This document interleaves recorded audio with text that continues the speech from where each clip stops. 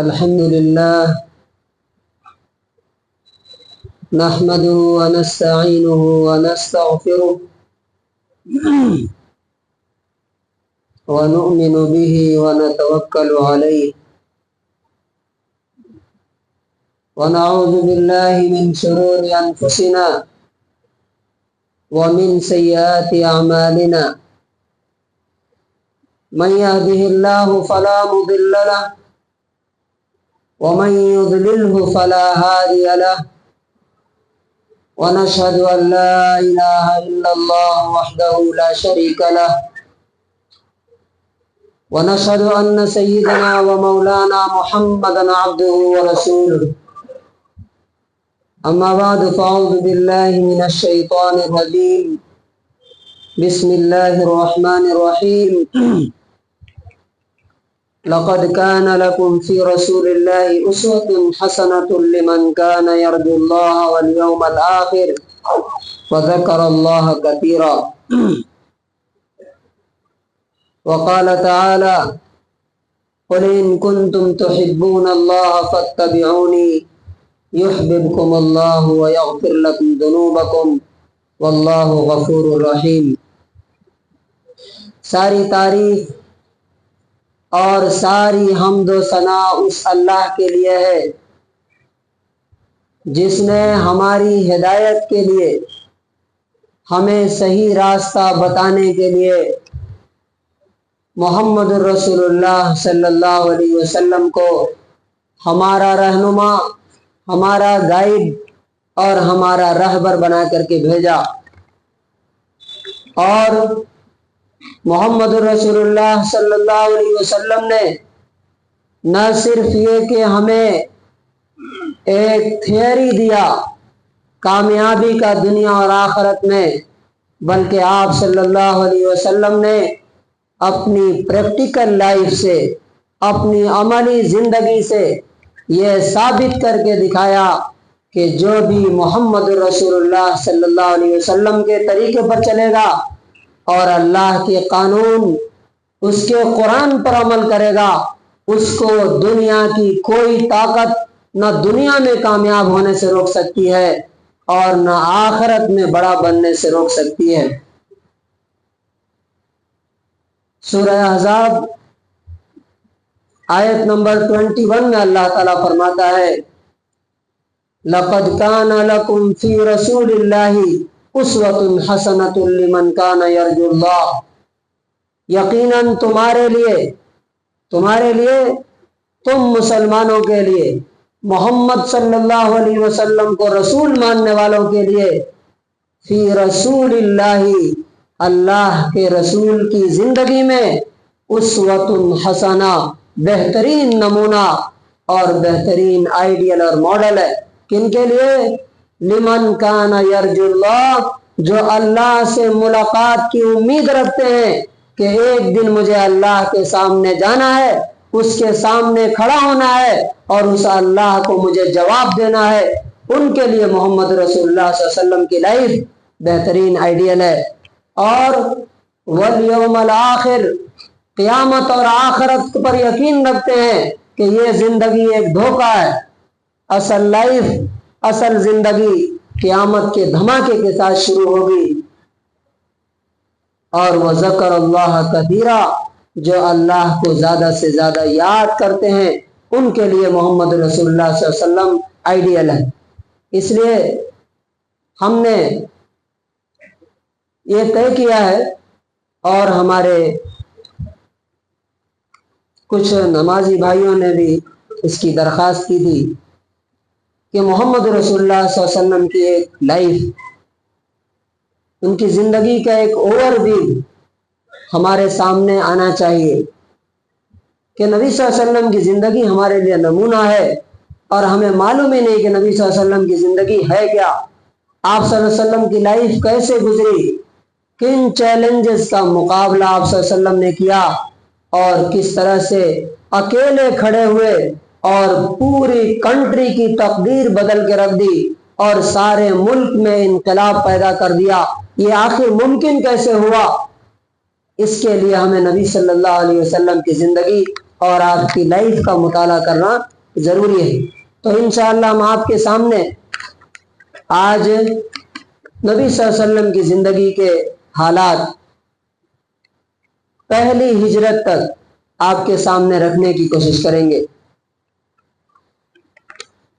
لیکن اس سے پہلے یہ کیوں جاننا ضروری ہے، اگر آپ اللہ کے محبوب بننا چاہتے ہیں، اگر آپ اس دنیا میں غلام اور نوکر اور سلیب کے بجائے لیڈر اور رہنما بننا چاہتے ہیں، اگر آپ اس دنیا میں ایک سچا مسلمان بن کر کے زندگی گزارنا چاہتے ہیں، اگر آپ اللہ کو خوش کرنا چاہتے ہیں، اگر آپ اپنی زندگی کے حالات اور مشکلات اور مصیبتوں کا کامیابی کے ساتھ مقابلہ کرنا چاہتے ہیں، اور اتنا ہی نہیں، اگر آپ کی اپنی زندگی کے مشکلات اور مصیبتیں بڑی لگتی ہیں تو آپ محمد رسول اللہ صلی اللہ علیہ وسلم کی لائف جب پڑھیں گے تو آپ کو پتا چلے گا کہ آپ کی زندگی کی مشکلات تو کچھ بھی نہیں ہے، رائی کے دانے کے برابر بھی نہیں۔ تو سب سے پہلے ہم درود اور سلام بھیجتے ہیں محمد رسول اللہ صلی اللہ علیہ وسلم پر، اللہم صلی علی محمد وعلی آلہ واصحابہ الی یوم الدین۔ اس کے بعد آپ صلی اللہ علیہ وسلم کی زندگی شروع ہوتی ہے کہاں سے؟ 22 اپریل 571 میں آپ صلی اللہ علیہ وسلم مکہ شہر میں پیدا ہوتے ہیں، اور آپ کی زندگی کی شروعات ہی بہت بڑے چیلنج سے ہوتی ہے کہ آپ یتیم پیدا ہوتے ہیں، اور اس وقت کے عرب کے رواج کے مطابق دیہاتوں سے، گاؤں سے، کھیڑے سے عورتیں آتی تھی، شہر کے بچوں کو لے جا کر کے دودھ پلاتی تھی تاکہ وہ دیہاتوں کی صاف ستھری آب و ہوا میں رہ کر کے وہاں کا پیور لینگویج سیکھیں۔ اس سال بھی دیہات کی عورتیں آئیں، اس بچے کو جس کا نام محمد تھا صلی اللہ علیہ وسلم، ہر عورت نے ریجیکٹ کر دیا۔ جب اس کو پتا چلتا تھا کہ یہ یتیم ہے، اس کا باپ نہیں ہے، تو چھوڑ کے چلی جاتی تھی۔ لاسٹ میں ایک عورت جس کو شہر میں کوئی بچہ نہیں ملا، اس نے اپنے شوہر سے کہا کہ خالی جانے کے بجائے کیوں نہ اسی یتیم بچے کو لے لے، یعنی مجبوری میں وہ عورت اس بچے کو اٹھاتی اور لے کر کے جاتی ہے۔ اس کا خود کا بیان ہے، خود وہ کہتی ہے کہ اس سال ہمارے ایریا میں قحط پڑا ہوا تھا، سوکھا پڑ گیا تھا، فصلیں برباد ہو گئی تھی، نتیجے کے طور پہ ہمیں کھانا نہیں ملتا تھا، اور میرے سینے میں دودھ نہیں ہوتا تو میرا بچہ رات بھر روتا تھا بھوکے ہو رہنے کی وجہ سے، میری اونٹنی کے بھی دودھ نہیں ہوتے تھے، لیکن جیسے ہی میں نے اس بچے کو اپنے سینے سے لگایا، میں نے میریکل دیکھا، میں نے معجزہ دیکھا کہ میرا سینہ دودھ سے بھر گیا، اور اس بچے نے بھی پیا اور میرے بیٹے نے بھی پیا۔ اس کے بعد جب میرا شوہر میری اونٹنی کا دودھ نکالنے گیا تو وہ کیا دیکھتا ہے کہ اونٹنی کا بھی تھن دودھ سے بھرا ہوا ہے۔ اس نے کہا، جس کا نام حارث تھا، کہ حلیمہ تو نے ایک پاک روح چنا ہے، دیکھو اس کی برکتیں اور رحمتیں۔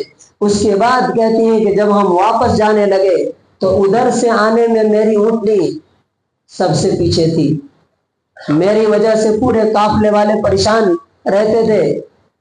ادھر سے جب میں اس بچے کو لے کر کے چلی تو میری اونٹنی سب سے آگے تھی۔ وہ کہنے لگے کہ حلیمہ، ارے یہ کیا ہو گیا، آنے میں سب سے پیچھے تھی، جانے میں سب سے پاس۔ تو کہا کہ اس بچے کی شان ہے اور برکت ہے جس کی وجہ سے یہ حالات تم دیکھ رہے ہو۔ اس کے بعد آپ دیکھیے دوسرا بڑا چیلنج، نبی صلی اللہ علیہ وسلم 5 سال تک وہاں رہے، چھٹے سال میں لا کر کے انہوں نے حضرت آمنہ کے حوالے کر دیا۔ حضرت آمنہ کو خیال ہوتا ہے کہ شوہر چلے گئے، اپنے میکے چلتی ہوں مدینہ، وہاں جاتی ہیں اور واپسی میں جب ابوا کے مقام پر پہنچتی ہے تو بیماری ہوتی ہے، اور 6 سال میں ماں بھی ساتھ چھوڑ کر کے چلی جاتی۔ آپ امیجن کیجئے 6 سال کا ایک بچہ، باپ بھی چلا گیا پیدائش سے پہلے، اور ماں 6 سال کی عمر میں چلی گئی۔ اس کے بعد دادا نے ان کو اپنے گود میں لیا، اپنی پرورش میں لیا۔ 2 سال دادا کی پرورش میں رہے، اور 8 سال کی عمر میں دادا بھی ساتھ چھوڑ کر کے چلے گئے، دادا کی محبت سے بھی محروم ہو گئے۔ انہوں نے جاتے جاتے اپنے بیٹے ابو طالب کو کہا کہ دیکھو میرے پوتے کو سب سے زیادہ عزیز رکھنا، اور جتنا ممکن ہو سکے آخری حد تک تم اس کی کیئر کرنا۔ الحمدللہ دادا چچا نے اپنے باپ کی وصیت کا خیال رکھا، اور آخر دم تک، مرنے تک بھتیجے کی حفاظت کی، کیئر کی اور مدد کی۔ جب نبی صلی اللہ علیہ وسلم نوجوان ہوئے تو آپ صلی اللہ علیہ وسلم کے پاس کوئی ریسورسز نہیں تھے، آپ یتیم تھے، آپ کے باپ نے کچھ چھوڑا نہیں تھا۔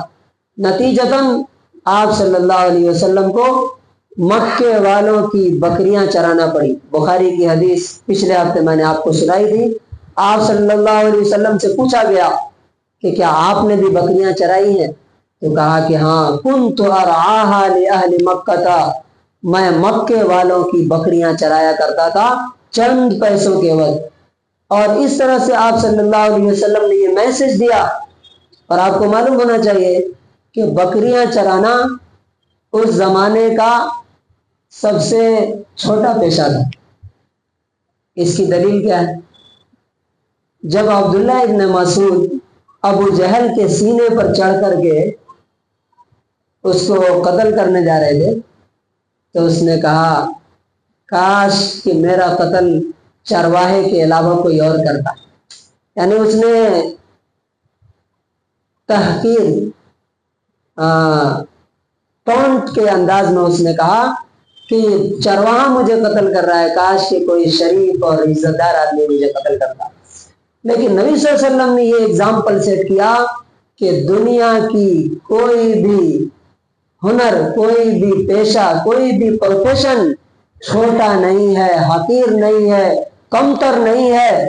اگر وہ حلال ہے، اگر اس سے حلال رزق مل رہی ہے تو اسے کرنے میں کبھی بھی انسان کو پیچھے نہیں رہنا چاہیے۔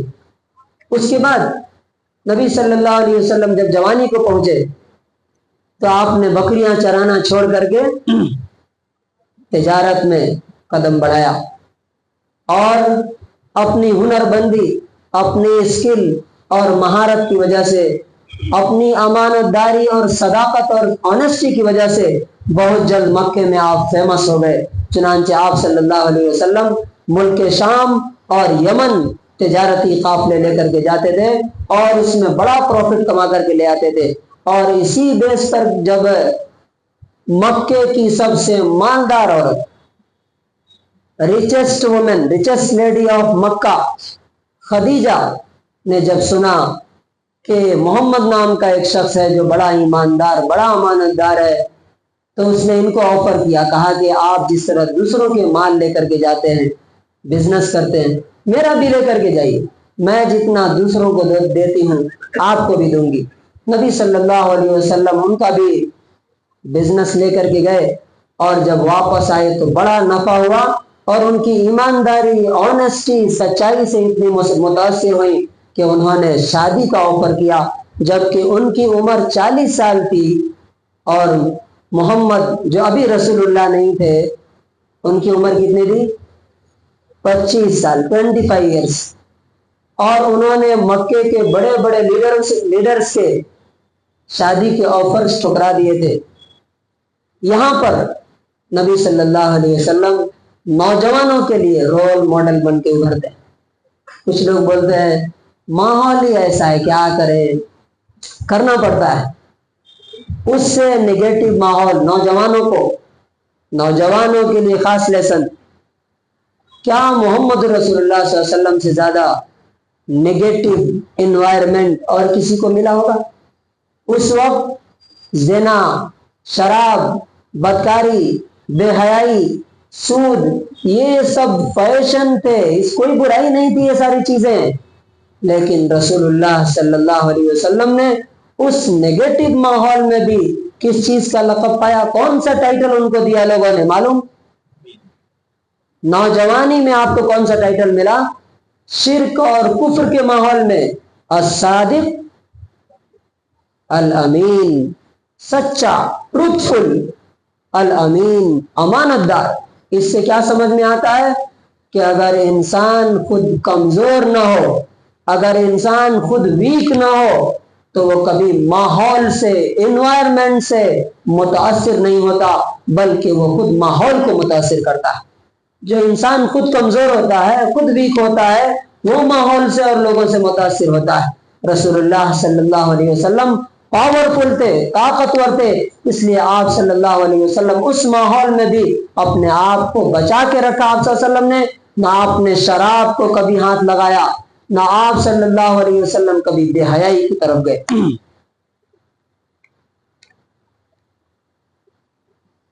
उसके बाद नबी सल्लल्लाहु अलैहि वसल्लम नौजवानी में, जवानी के अंदर भी इंसान के बड़ा होने के लिए कहा जाता है कि वो इंसान बड़ा होता है, वो इंसान आइडियल हो सकता है जो अपनी जात से ऊपर उठ जाए। रसूलुल्लाह सल्लल्लाहु अलैहि वसल्लम जवानी में ही अपनी जात नहीं, बल्कि आप पूरे मक्के में एज अ सोशल वर्कर मशहूर हो गए। आप सल्लल्लाहु अलैहि वसल्लम ने जब तिजारत शुरू की, आपके हालात अच्छे हो गए, तो आपने लोगों की केयर करना शुरू किया, लोगों की मदद शुरू की। चुनांचे सबसे पहले जिस चचा ने आपको पाला था, अबू तालिब ने, 8 साल की उम्र से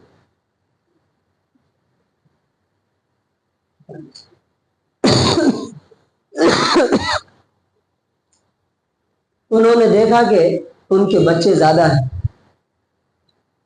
तो उन्होंने कहा कि चचा, आपके बच्चे ज्यादा हैं, इनकम कम है, आप अपने 2 बेटों को मेरे हवाले कर दीजिए।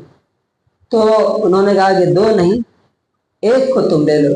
चुनांचे हजरत अली रजी अल्लाह तआला अन्हु को बचपन से किसने पाला? मोहम्मद रसूलुल्लाह सल्लल्लाहु अलैहि वसल्लम। और इसके बाद आप देखते हैं कि जब मक्के में जो जुल्म हो रहा था, जो नाइंसाफियां हो रही थी, उसके खिलाफ जब कबाइल ने मुआहिदा किया जिसका नाम हिल्फुल फुजूल है, उस मुआहिदे में, उस पैक्ट में सारे कबीलों ने मिलकर के ये तय किया, क्या तय किया? कि मक्के में किसी शख्स पर जुल्म नहीं किया जाएगा।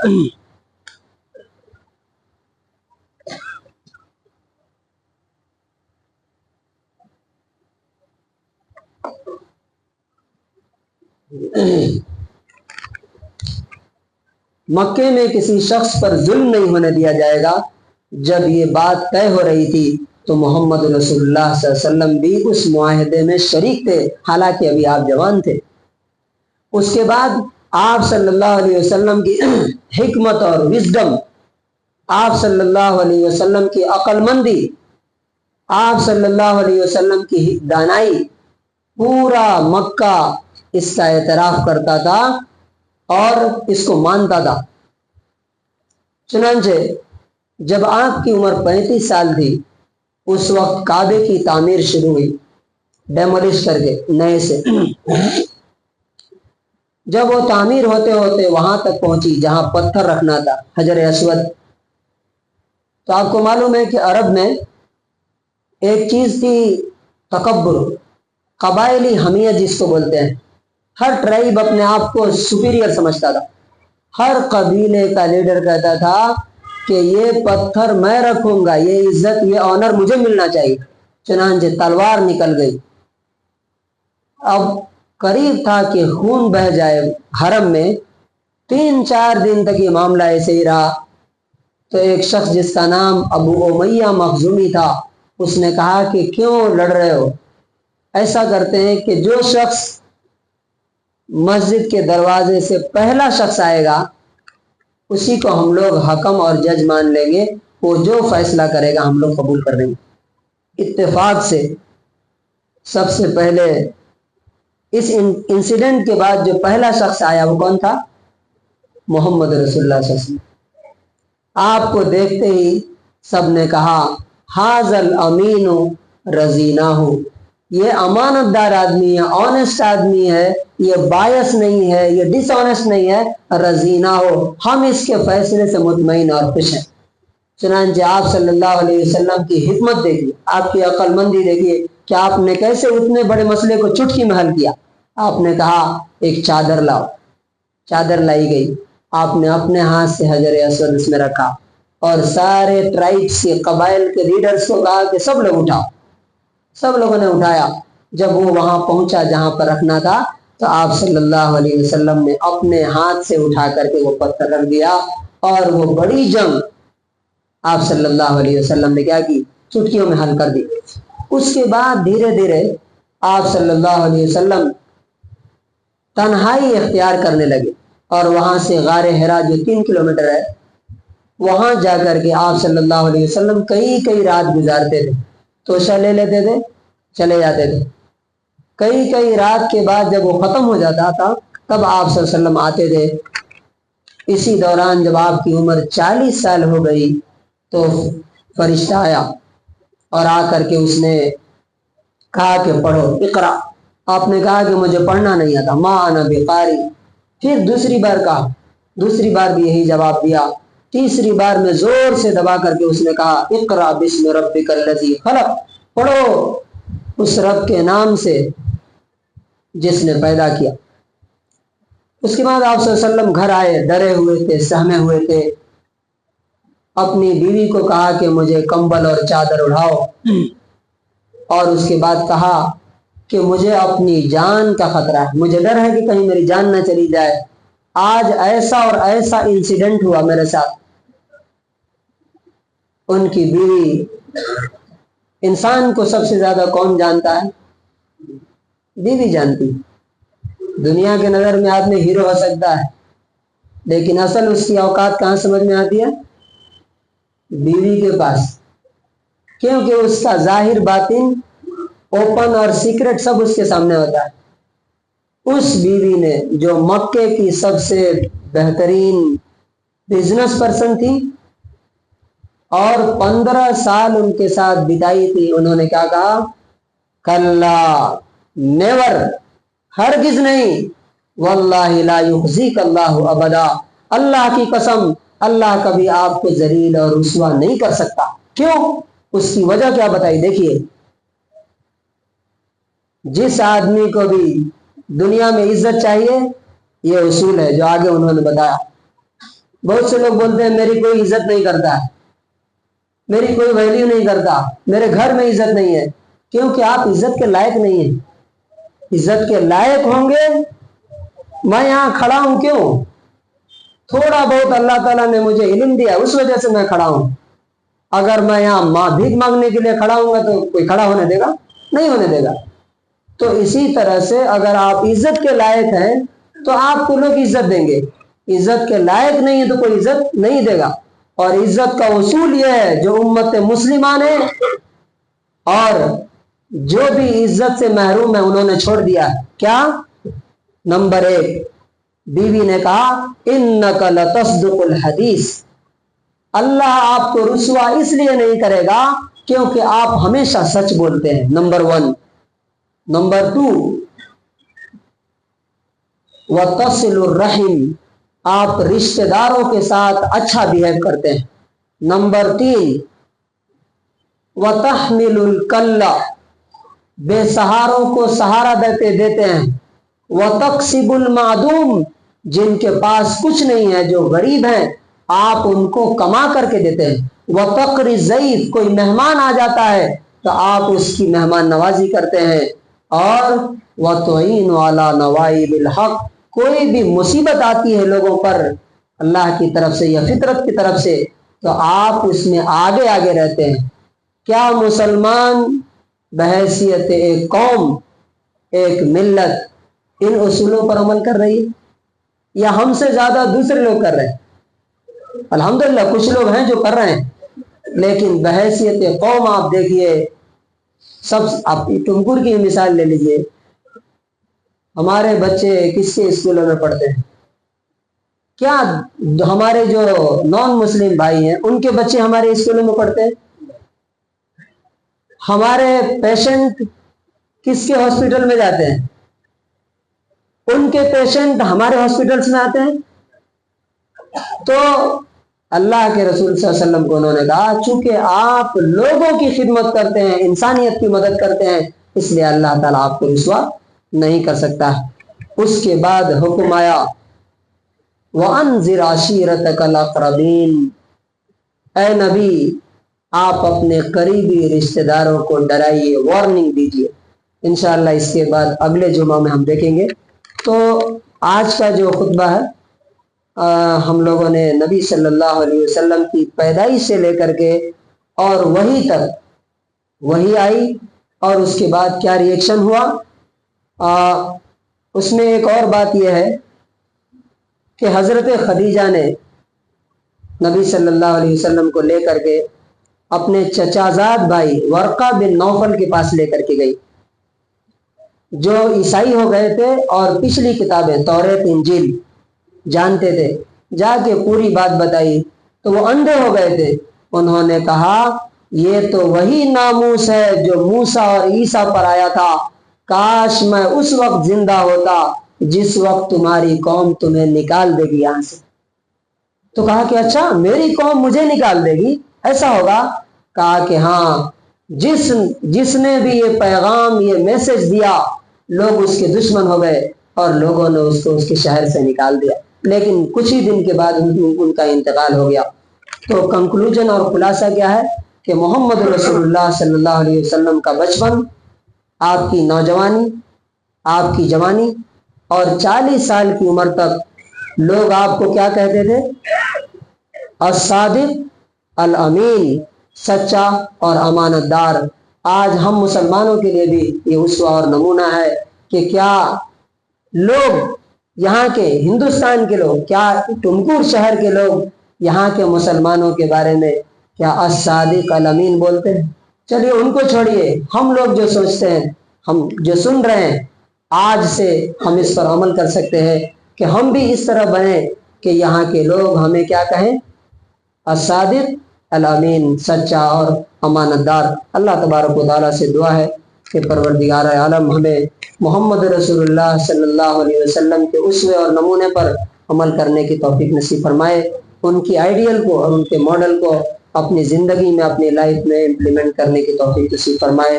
بارک اللہ لنا ولکم فی القرآن العظیم۔